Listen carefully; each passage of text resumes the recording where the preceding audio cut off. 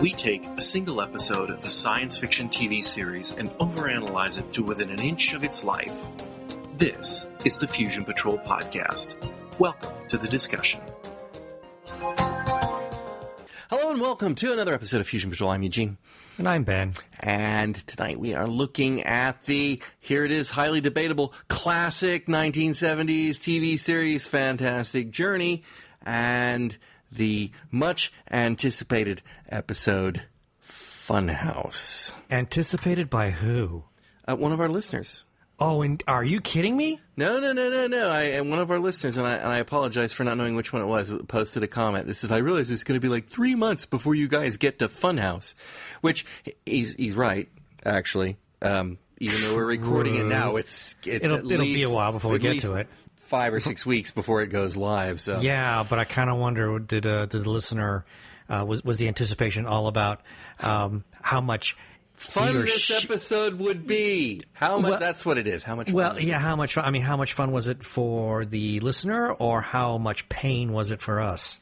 Oh, of course, I'm guessing. It could be for your part. I'm only guessing that was painful for you. They could be trying to torture us. That's a good point. Anyway, well, sadistic fun. So, our intrepid travelers come through into an incredibly tiny zone, which apparently spans just the size of a funhouse. Not a funhouse, a carnival. A carnival. A carnival that's strangely deserted and no one's there. Everyone, and when I say everyone, I mean Scott, wants to go to the carnival. Everyone else is a little meh, except, of course, Jonathan Willoway, who's very much, I don't want to go there.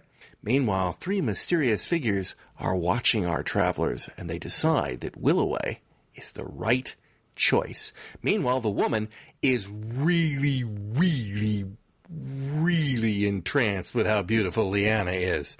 Probably a little more than propriety would allow. They come to the carnival anyway, and some of the rides come on, which is kind of creepy, or as Willoway calls it, eerie. And then they meet Apollonius, the guy that was talking about taking Willoway. And he tells them how he runs this amusement park just so that travelers can have fun.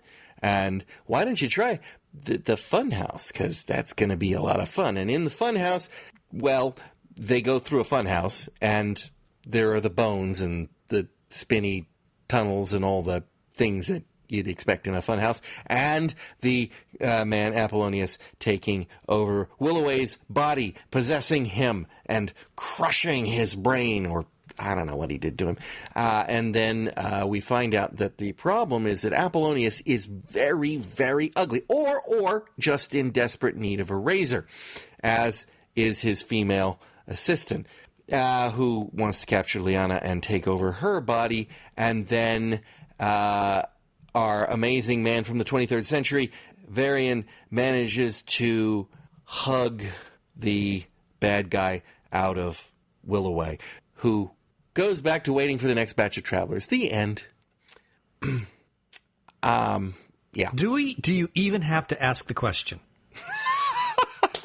Well, I don't know. I mean, now that I've given it a recap, you may have remembered some of the good parts about it. No, I didn't. You don't remember any? No. Okay, yeah. There is not one good thing about this episode. Not one. There was. What, the cat stayed outside? Continuity. Varian remembered Gwyneth from a previous episode. Oh, that's true. I mean, wow, they are just blowing away my whole misconceptions about story arcs in 1970s TV. I mean, this is amazing. This is the new wave of storytelling, and I thought it was Babylon 5, but apparently it's Fantastic Journey. Well, if you want to refer to just one little tiny story aspect, I suppose so. But yeah. Oh God, the things that are wrong with this. I mean, first off, okay, we meet Apollonius, and he claims that he is the descendant of the ancient Greek magician Apollonius that Willoway immediately recognizes, and he gives this big song and dance about how, as me and my company, I mean, we washed up on shore with our carnival, and and they all kind of left. So now I'm thinking, oh, okay, now where did you get that carnival? It was part of their spaceship. No, I don't because know. He's the original Apollonius. That is an ancient Greek carnival. That's why carnivals have been such a long-standing. Oh, with mechanics even. Very mechanical very parts. Clever, these Greek people. Wow, the Greeks are amazing. With regards to everything but economics, given the turn of events today. And how the heck did they haul all that? I mean, at least they had their Barker, and so he could. They had their Barker, and there was Roxanne, who, as you are quite correct in your synopsis, just waxed on a little bit too much about how beautiful she thought Leanna was. She really? I mean, she's so beautiful. It's all she said. I thought, okay, I think she's kind of like maybe slightly brain damaged because that's the only words that come out of her mouth. Yeah, and yeah. Yeah, so, okay, let me ask you this question. Let's try to put ourselves in the mind of the travelers. You pop into this place and you see a deserted carnival. Run away. I wouldn't even investigate. Run away. I guess. I don't know. I actually don't know. I mean, there's something creepy about deserted carnivals in the same way. Well, okay, I would admit, yeah. Creepy about clowns, but... I admit, I would go down and I would take a look. That might be Evoland. I mean, Evoland does sound like in a carnival. It could be. Welcome, roll right up, Evoland here. Yeah, well, but the moment things start to operate, the first thing that's going to be going through my mouth is feet don't fail me now.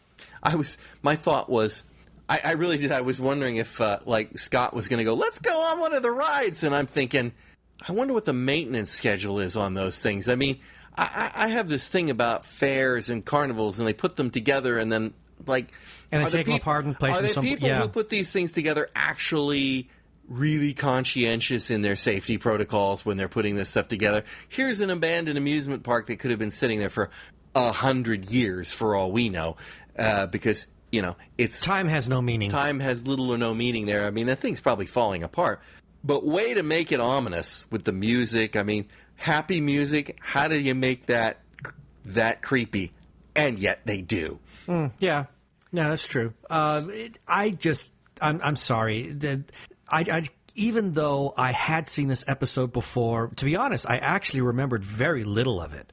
The only part that I do recall is the possession that Apollonius does on Willoway, and the bizarre exorcism, if you want to call it that Varian does on Willoway.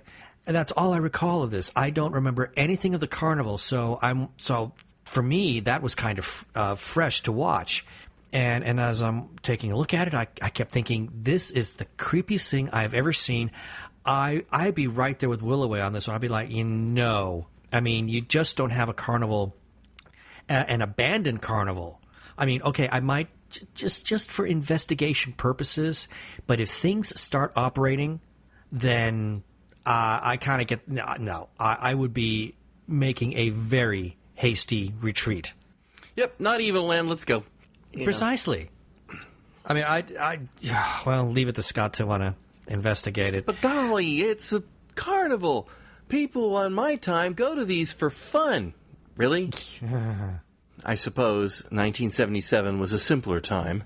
But, I suppose so. The other thing that kind of really bothered me, though, is that Varian seems to have a very good... Well, no, I take that back. Or bad. Actually has a very, very bad ability to be able to determine when people are lying. It's very bad ability, but then Apollonius was, a magician. Yes, so now this has gone from being a very, very poor science fiction. I mean, let's kind of track where things have gone a bit. We started off as, in the first episode, we had a touch of kind of like this gothic horror, promptly went into science fiction, and then we kind of, in the episode where we met Gwyneth, we went into some very strange type of cultish horror, and now we're into fantasy. Mm-hmm. Because now there's magic, and the ancient Greek gods actually exist. I'm very disappointed in DC Fontana. Thank you. I noticed that too, that she was the story editor for this. She's a story editor on this and on Logan's Run, which I might add is every bit as bad. I am really puzzled because the work that she pretty much did for Star Trek I thought was rather solid, and I've even read some of her original work and have thought that to be good. So for the only thing I can imagine is that the stories must have been so god-awful bad. They were beyond redemption. They were beyond redemption, and what we got was the best that she could do with it. It's the only thing I can imagine.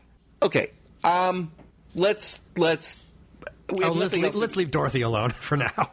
Yeah, let's pick on a few things in the course of the episode, and I mean we can pick on things at different levels. One is you're desperately desperate for a plot when you spend that much time walking through a funhouse. Oh, look, funhouses have skeletons and things hanging down. Oh, look, funhouses have slides. Oh, look, funhouses have halls of mirrors. Was that not one freaking huge funhouse? It was fully admit it right here. I've never been enticed into a funhouse. I have. I've been in them a number of times, and they're never that big because they can't be that big. Because they're mobile, right? Exactly. But this thing was huge. It was huge. But I assume that if it were a fixed carnival, they could have a bigger funhouse than they do at the state fair. But any way you go about it, it's just every time I've ever seen one on TV, I've always thought, well, I can just not waste my money on that, even as a little kid. So, but script reads like this: walks through funhouse. Like, yeah, basically. Well, there's 6 pages we can just do away with right there. Woohoo! And then just add a dark room with skeletons and cheap, hanging from that. Very cheap. Very, very cheap. Let's add a slide there and have psychedelic lights. Yeah, I assume that have those a poor had to excuse be, for a hall of mirrors. I assume that those had to be somewhere. I mean, they obviously were at a real carnival, so facility. Yeah, but everything in that funhouse was so studio. I wonder if Obviously. that is the same one.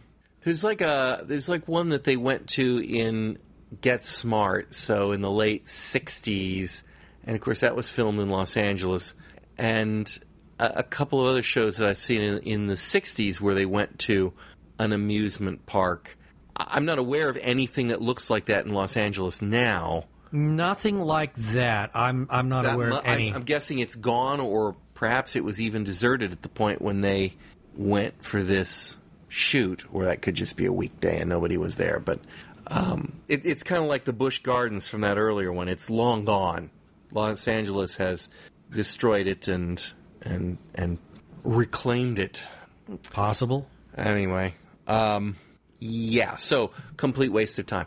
Yeah, it was awful. It was just to pad out the entire story. But then when you start getting to some of the plot points, and they're just things that really begin to bug me. Story. I know.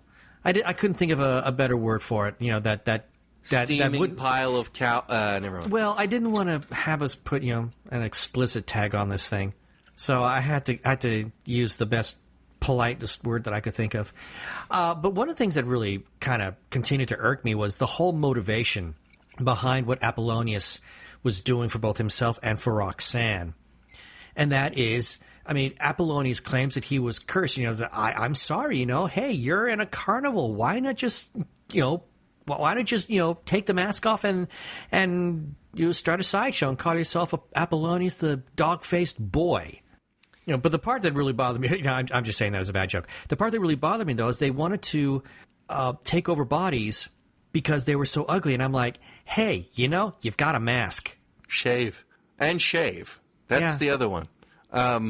They weren't so ugly that if they had taken a razor to it, they probably could have passed for No, you know what I disliked about that storyline is, okay, you got a guy and he wants to get out of there and he can't leave, or he thinks he can't leave, and he wants to leave, so he has to possess somebody's body, and that's fine. Okay, fine. It's silly, but all right. And he almost succeeds. Varian saves the day, and I missed a bunch escape. of thunder and lightning inside a room. Yeah, that was kind of bugging me. And they escape, and then we get to the end of it, and it's like, he's cursed, so probably everybody who comes there goes through this, and he fails every time. It's like, does that then make this whole adventure not just boring? It was meaningless. But Varian didn't really do anything. I mean, I guess he could have just not done anything, and because of the curse, he would have failed again for some reason, and then they would have gone on. I particularly didn't like the way they tied that up. Sorry. I jest about the tying it up thing, but just brought it full circle and said, well, that must be his curse then. He just can never get out of this carnival. So it would seem. Yeah. But be that as it may, I found the motivation to be extremely unbelievable. I, again, had a huge issue with the fact that, well, on top of everything else we've had, I mean, okay, we've had a couple of zones where we've had extraterrestrials crash land on this island, and they're in their whatever zone they've decided to migrate to. Okay, fine. To some point, I can accept that. But now we've got the ancient Greek civilization and the ancient Greek gods, and we are told to accept that on face value. And then Apollonius manages to perform a possession with magic. And to me, I found that, and any time a show takes that kind of a turn, it just really, it immediately turns me off to the point where the story becomes lost, and there's no recovering. This is what I have against. This is what I have against Christmas episodes of TV shows.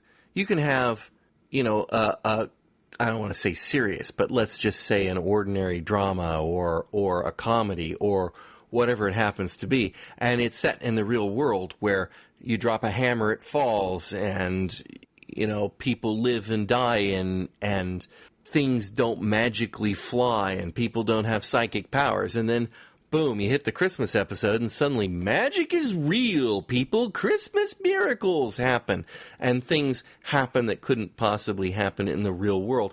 And I mean, there's a time and a place for it, but I think you could write a Christmas special that has to do with the specialness of Christmas in the real world, if it were. To be honest, I actually am. I cannot recall any TV show, any of the TV shows that I watch. I cannot recall any of that ever happening.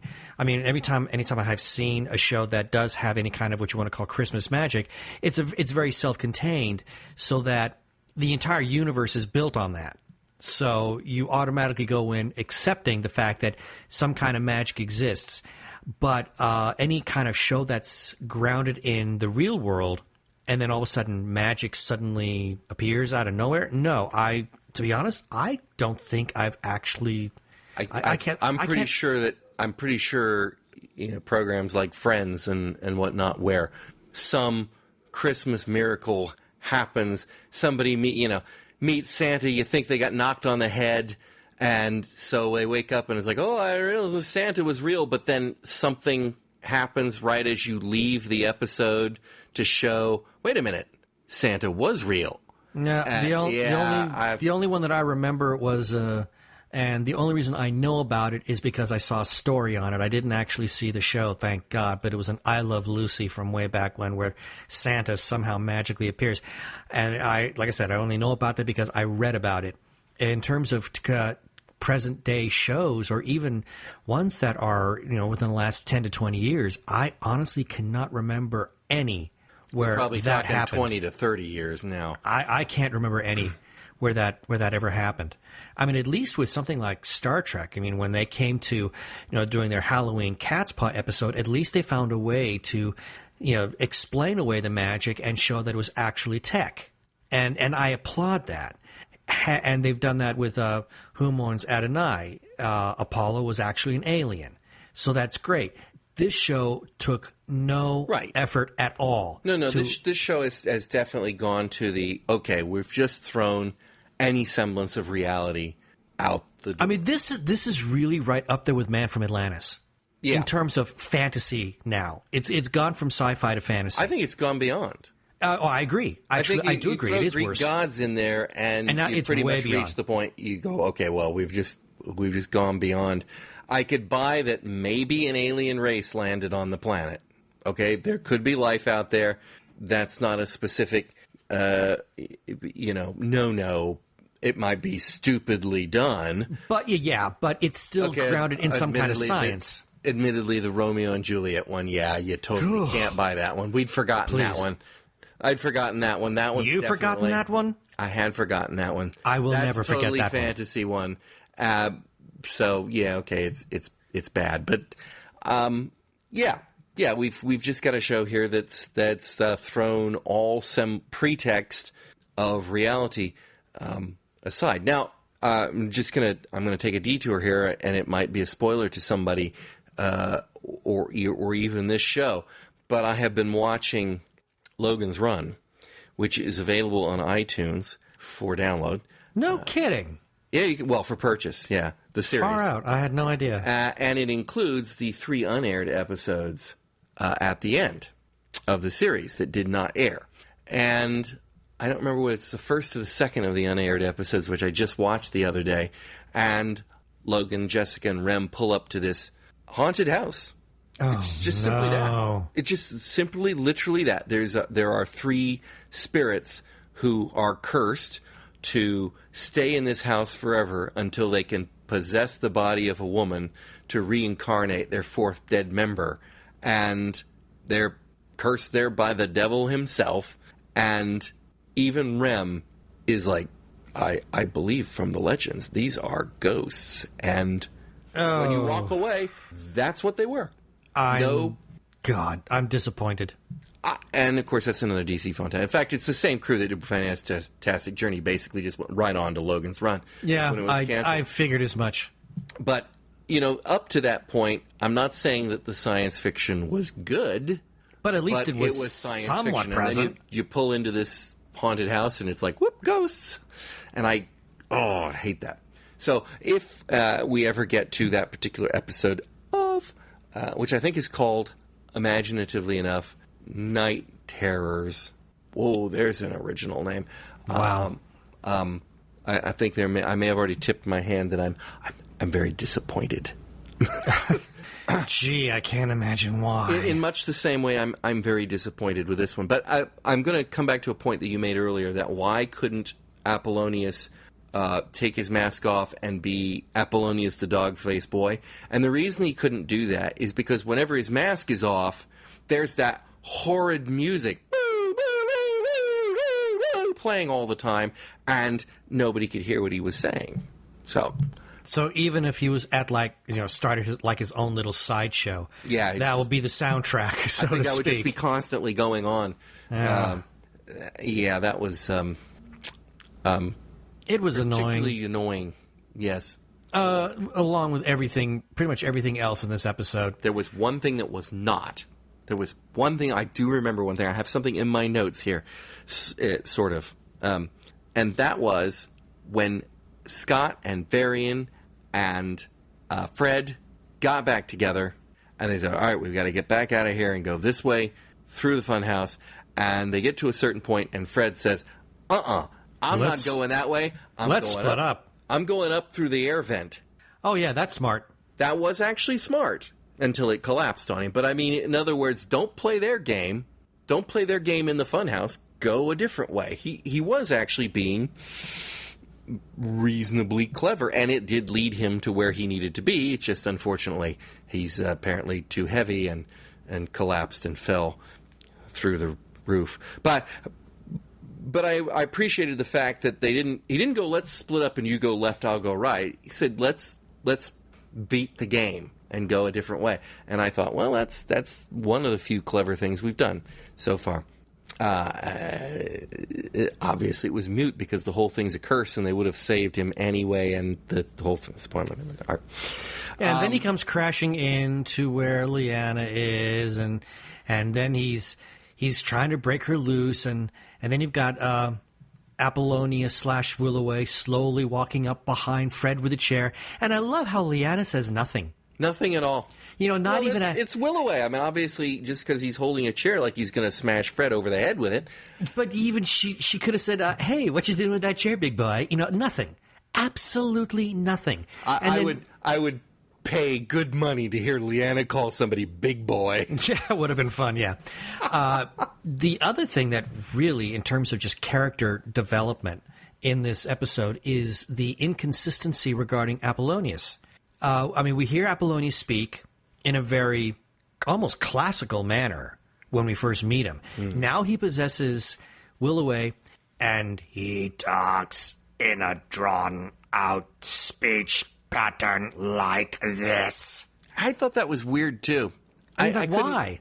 Was it because he was struggling to control him? I don't know. I mean, that's the only thing I can think of is he was straining. But there was no apparent strain on the face. No expression. I mean, if we had seen Roddy, kind of grimace as he was reciting the lines, I would have accepted that. Instead, he's got this really malevolent look, even more so than what Apollonius himself had at his most evil. And then we get this really weird speech pattern, which was completely inconsistent with everything that we'd seen. Even his behavior while being possessed like this, it just does not jive with anything that we'd seen previously with Apollonius and how he behaved. So I had a hard time. I was going to say it was taking me out of the story, but there really wasn't much story for it to take me out of. Yeah, it's like, hey, let's go back into the Funhouse again and walk through the skulls and things. Yeah. Yeah, and what's in it for the Barker? I mean, okay, so we get some sense of Apollonius, and we get something about Yeah, why couldn't he Roxanne. be ugly, too? What was his story? I mean, he's just there. We know nothing about him or anything of his history. He's just there. And I just could not figure that one out. So let me ask you a question. And thinking back, 1970s, okay, let's say that he too is cursed and is ugly underneath his mask. Who would he have tried to possess? Fred. It would have to be Fred, wouldn't it? Yeah. Because of two of these things are kind of the same. Yeah, they like each other, exactly. Yeah. And I was wondering about that too. I was like, oh, look, they've got I really was thinking that. I said, oh, their third Greek person is a black person. Black man. Yeah, there was plenty of them in ancient Greece. Actually, there probably were. There might have been.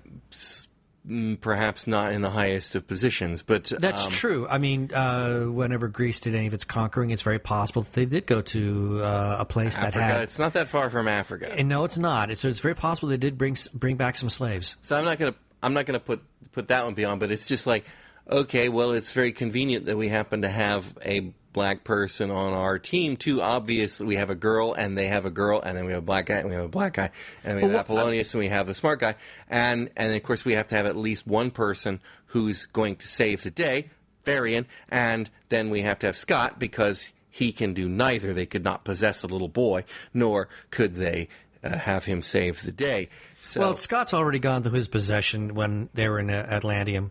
And then they didn't. Yeah, they didn't. And the weird thing is... and there was no motivation for the guy, yeah. No, there is none. And going back, as you said, this is 1977, it would have been, because we're old enough, we remember what society was sort of like back then. And that would not have been acceptable if he tried to take over Varian. Let's put it that way. No, it would not have been acceptable. Well, plus, you need Varian because he's Mr. Psychic Superman. So he's got to be the one to save the day. But in terms of taking over Fred, doing that in 1977 network television would have gone right by, and no one would have batted an eye, and it would have given the Barker motivation. Instead, we got nothing out of him, except that he's just there. Likes wearing that outfit. I don't know. It was just, please. I didn't care. Okay. It was just puzzling to me. I have a question. So when possessed Willoway is trying to kill Varian and Scott, and he turns the rifles on them, the now magic rifles, who are shooting at them magically. Okay, that's fine. What kind of crap magician can't make more magic bullets? Not only did they all run out of bullets, but each gun fired one time without a bullet, just so you'd know that they'd run out of bullets. I mean, you do that in a Western, the guy's shooting, he's like, pow, pow, pow, pow, click, click, click, click, oh, so that you get the reaction. It's like, I'm out of bullets, kind of thing. But those rifles did that. Yeah, it's just another weak bit of storytelling. And they're really bad aim. Very, very bad aim. I mean, it is so bad. I've got absolutely no criticism because it's so that bad. bad It's beyond criticism. I can't criticize it. It is that bad. It was that stupid. Everything about this episode was that stupid. Yeah. I mean, the series has just been dropping in quality at an alarming rate. That's. I become really hard pressed to say, which one really was racing for the bottom faster, this one or Man from Atlantis. I don't know. Man from Atlantis has more episodes, though, doesn't it? It does. So maybe it took a little bit longer. Yes, this one is just. It really is. We can dive deeper and faster than Man from Atlantis. We'll prove it. Yeah.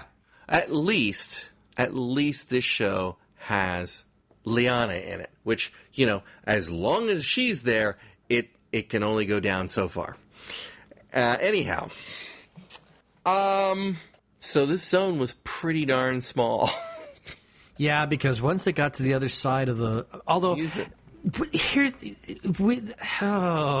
one of the things that really kind of perplexed me when they first come out of the zone is they're coming out, and based on the path that they're walking, they should have seen the carnival right there, right away, but they don't. Scott did, just like the volcano the week before. But not until he walked like 5 steps just a little further down, which was like maybe only a 6 foot, not even, more like a 4 foot. But isn't that descent. Exactly what he did in the volcano one too? It's like, that's true. We don't see it. Oh, look, and everyone's just like, what? Oh, I didn't see it from 4 steps back.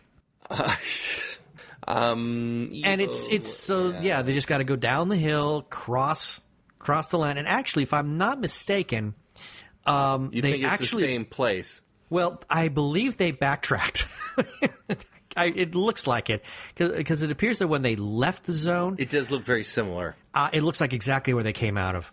I don't think it's the exact same spot, but I would. It's the same area. I would not bet money that it isn't 10 feet away. Oh, it easily. It's like, set the camera up here, get them in. All right, set the camera up there, get them out.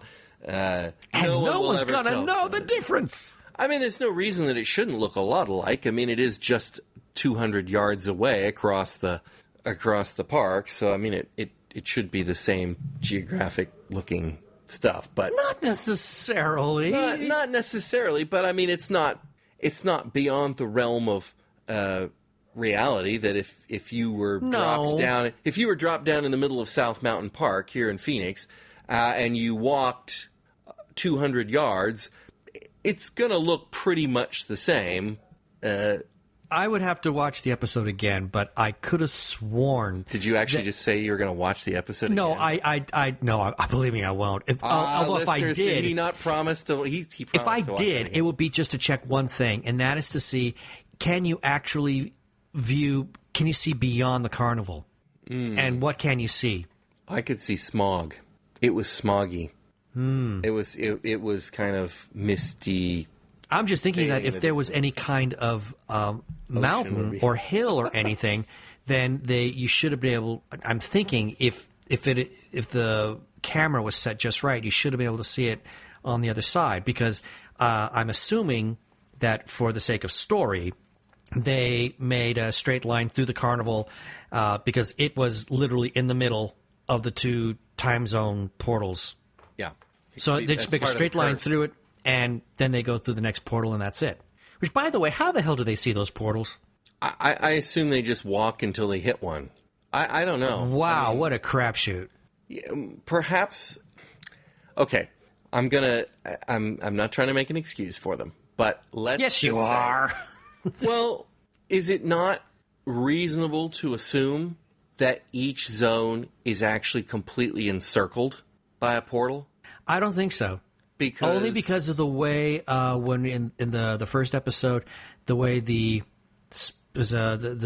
pirates, the way they were just kind of like riding their horses, they never ever encountered a zone, and I refuse to believe that it's because they didn't go that far. I don't know that they didn't encounter a zone. I think had they encountered another zone, they would have completely flipped. I think that that's not an incorrect assessment of what they might have done, but although they would have had to, they've had to on what have. the next zone was. Well, they would have had to have gone through a zone because unless that zone also has beachfront property. So, it's possible that each zone is just surrounded, and if you just keep walking far enough, you will pass through the zone. Now, if that's the case, then my question is this. If you walk through the portal, you come into another zone, and then instead of turning around and going right back, you walk forward 50 feet, turn at 90 degrees, and walk, where do you go? Do you go to a completely different zone than you would if you walked 500 feet forward and then turned 90 degrees to the left? Well, the other problem that I have with the idea of a zone being completely surrounded by these portals, I come back to what we discussed a little bit in the first episode, and that is, if the portal is there, why am I able to see beyond it? How am I able to see the foliage in the present zone that I'm in? How am I able to see that same foliage? I mean, if I remember correctly, in the first episode, when Scott and his father step through a portal, they're in an area that looks like Africa. Right. It's not and not quite foresty. They're in a rather foresty jungle area, but then they enter this area that looks, they go through the portal and looks like something that's more like the Serengeti almost. So the landscape was entirely different. I can't defend that. Either way, whether there's a portal there or whether there's a dome around them, clearly you're seeing what should be there if you weren't going to pass through a portal. But maybe that's back where it belongs. Maybe that's back really in Africa, and you're in this little bubbly thing. I'm going to say that this may not be their finest hour of science fiction. It certainly isn't. So, 6 of one, half dozen. I mean, they can, wherever the portal is, they can see through it anyway, whether it's 10 feet wide or whether it encompasses the entire area. I think the reason that they're going the way that they're going is that they're heading west. Or east. I'm not sure which direction. I think they're heading west because I think they said if you go back east, you'll encounter this, and then you'll encounter that, and you'll encounter the other. So obviously they're sticking to a direction. But that also implies that the sun continues to operate in the same direction when you go from zone to zone. A lot of scientific inconsistencies here. Yes. It's almost as if this idea might not be viable. Yeah, so already we're now kind of looking at the idea of the Bermuda Triangle being a supernatural / magic kind of place to begin with. Right. It's the only way it could function. Right. Because it can't operate on a scientific premise. I mean, if you really try to just break it down, it ceases to stand under any kind of scrutiny. I could take the Bermuda Triangle has some sort of dimensional vortex to take you to another place. That's not exactly very well grounded in science, but I could take that as an idea. But then having it place you somewhere that is a whole bunch of little globules of space and time, each one totally different. Yeah, that one's getting a little bit different, unless there's an intelligence behind this. Never having seen the last episode, I don't know, and it's very possible that maybe there's a last episode. Well, meaning that. Obviously, I haven't seen the last episode of this season, And assuming that the producers, writers, I said writer, assuming that they actually had some idea that the show was going to be renewed, maybe they actually thought that there was a possibility that they could come up with some kind of resolution. Or maybe they were just taking a page out of the Irwin Allen School of Writing, and that is, no, they're lost and they'll never make it back. I think that's exactly right. They never intended to find these people. They were going to continue to search through Evoland for as long as the ratings kept them there. There was no master plan here. That's just not. You just don't. In the 1970s, you don't make a TV series with an end in mind. It's like it goes on forever. We'll just keep raking in the money. Yeah. Long as they keep watching us. Yeah. Okay, so one thing I wanted to say, I alluded to it, and when I say I alluded to it, I mean I actually said it out loud during the last time we talked about Fantastic Journey, and that was that we are watching these on YouTube, and the next one, Funhouse, is the very first one that we have watched that has the credits in it. Yes. And wow, I wanted to make some comment about the credits because we've not had the opportunity to talk about credits. One is I'm digging that sort of classically old style, cheap TV, sort of Love Boat-ish feel to it, and at the same time they've put that sort of wow. Yeah, it's very disco 70s into it at the same time to give it that sort of, well, we haven't branched too far from old TV shows, but at the same time we're hip music. And I knew the voice when I listened to it last time we were talking about this, and I could not place the right actor because the voice has changed from when it was at its most famous. But the narrator is Mike Road. That's Race Bannon from Johnny Quest. And of course, and from, he was I can't think of his name in the Herculoids, the head guy. I mean, right. It's such a distinctive voice. He used to be in he was in countless things. I remember he used to be Pearly Gates in the old Maverick TV series. That one's, now we're dating old back, that one. But he's just got such a distinctive voice. But here in 1977, it's beginning to show its age. It took me a while to place that. We were just getting at the end of it, and I'm going, that couldn't possibly be Race Bannon, could it? And then because it had the end credits too, right after Dorothy Van Fontana, it's like narrator Mike Road. I'm like, okay. Sadly, I don't think he's with us anymore, so no more proper Race Bannon voices. No, that was almost 40 years ago. Yeah, almost. And he was doing stuff in the 60s. He was doing Maverick in the 50s, I'm sure. So, that means he's as old as James Garner and Jack Kelly were practically. So, and they're gone. Pretty sure they're both gone, yeah. Anyhow, that's it. That's all I got. I mean, all I could simply say is that this episode, I'll just say it sucked. I mean, this was an episode that was all about magic and ancient religious beliefs, as well as spooky atmosphere, all in an attempt to wrapped up in a cheap budget. Well, yeah, it was an attempt to shoehorn the gimmicks into a poor excuse of a working, and I say this with air quotes, storyline. Yeah. That's that. I mean, this was just abysmally bad. There's not much to recommend it. I mean, even Mr. Whiskers got sidelined on this one. He was sitting out there with the backpacks waiting for the whole story to end. I mean, for me personally, there was nothing to pull from this story to recommend it. Okay, I am going to... There is one thing I'm going to... Not to recommend it, but there's one more thing I'm going to bring up. So, they come into the town. They come into the carnival, and they meet Apollonius, and then they meet the Barker, who talks to them and tells them about themselves, and so they're like, ooh, he knows all about me. I want to go in this fun house now. Except for, man, of course, man, now that's something, I actually wrote that down. Varian, of all people, should have just had all sorts of red alerts go off the moment the Barker starts identifying everybody and where they're from. Like, okay, that's never a good sign. No, that couldn't possibly be a good sign. Anyway, so they put their backpacks down. they put Mr. Whiskers down. Stay here, Mr. Whiskers. And then they go into the Funhouse. And then they have their fun. And then Varian and Scott manage to get out of the Funhouse. And they bump into Willoway, who is possessed, but he's pretending to be Willoway.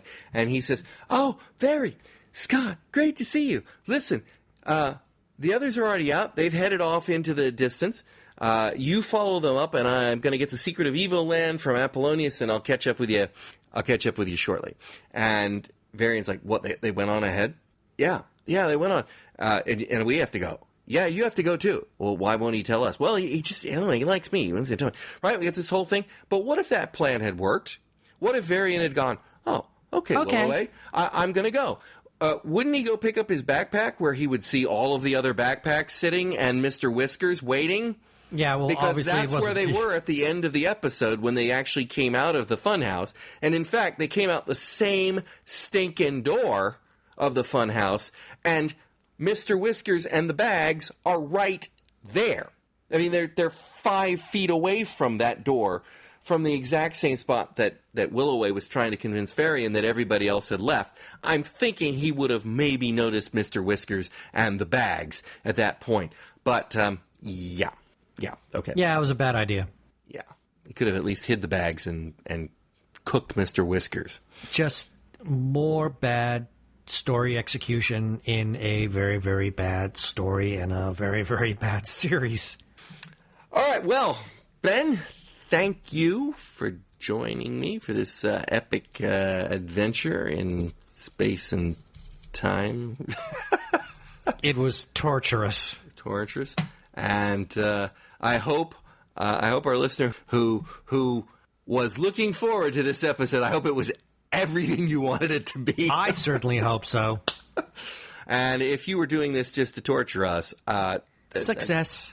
Yeah, but that's not nice, man. It's just not nice. All right. Listeners, I hope you'll join us all again next time when it will not be Fantastic Journey. End of line. Fusion Patrol is a Lone Locust production. Like us, leave us a review on iTunes. Or stop by and visit at our website, fusionpatrol.com. Find us on Facebook or Twitter. Search for Fusion Patrol. Or just drop us a note at feedback@fusionpatrol.com. Our music is Fight the Future by Amber Wolf.